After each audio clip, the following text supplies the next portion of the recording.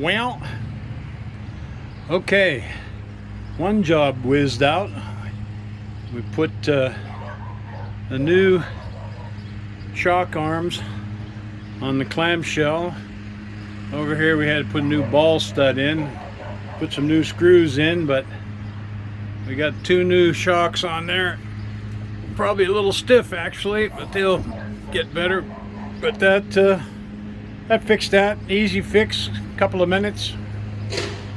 On to the next project. You get some of these tubes in the kit. This little slot here hooks into the door latch itself, and that outer housing of the cable goes inside here, and we'll go ahead and put that on. So the secret here is to clean the old plastic crap off the end of this cable and put new aluminum end on. We put one on here already, so that should take care of that. And you got to be careful there. That one particular end is different from the others that come in the kit, so it hooks into that latch arm. Again, there's a bunch of videos on YouTube on how to put these in, so I won't go into too much depth. I'll put this one on and then show you the end result. Now you really gonna have to make sure that you get that black sleeving up inside that aluminum tube as far as you can to make sure it seats down in there, because that will affect the way the cable operates. So we'll see if we can put this thing back in, see if we can get it to work. Now this is one of those odd things that you can't quite figure out. This holds this window in place and the back door, and for some reason the one that was in here, the threads were stripped out of it. Now that's pretty odd. I mean, I don't know why, who or how anybody would be tightening that up to the point where it stripped the threads. But while we were at the get your own parts yard, we got another one. So we're going to put that in there and mark that off the list. Now, the big reason we went to get your own parts yard was to get a new one of these. This is our dash cup holder, and you might be able to tell that the rail is completely ripped out of that side there.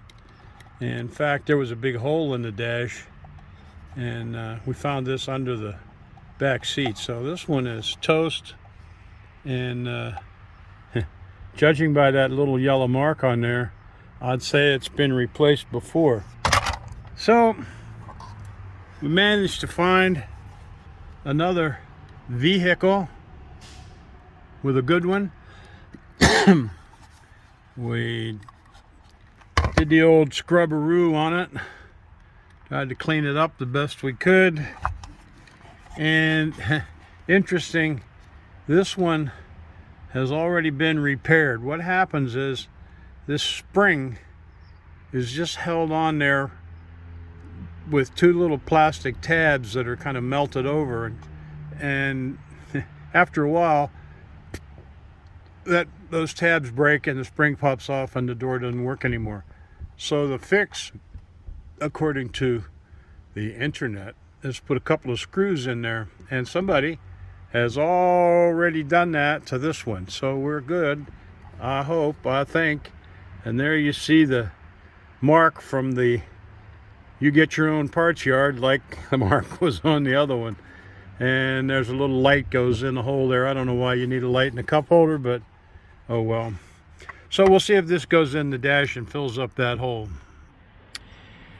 There's a lot of videos on YouTube telling you how to tighten up your sloppy column shifter.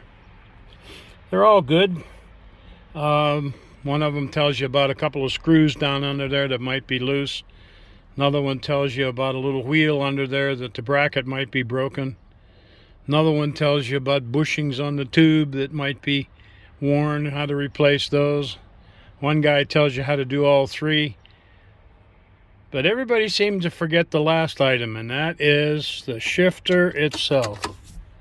And what happens is a little hole in the shifter there gets worn out, woggled out, and you get a sloppy shifter. So the fourth thing you got to check, and I'm sure there are others, is the shifter itself. So we went, got ourselves a new shifter, and there's a couple of videos there tell you how to put that in. When you've got this all apart, there's a pin here underneath this flap that you got to knock out, and then you got to disconnect the wiring harness for the overdrive sensor and pull that shifter out, and don't lose the pin, put the new one in.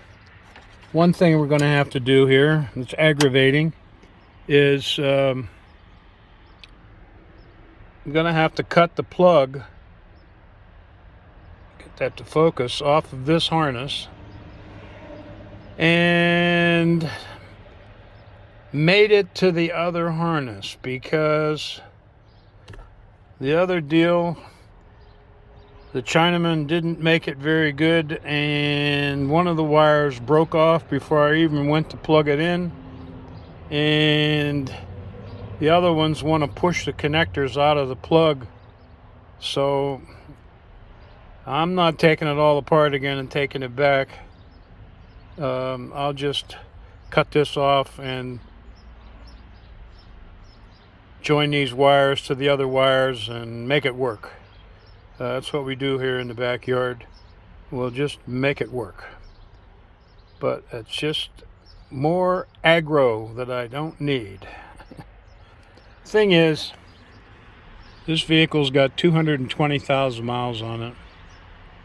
Everything is worn. Every little bushing, every little lever, every arm. It's had plenty of use, and everything wears out. So when you think you're going to save one of these puppies, you got to take that into consideration. Everything wears out.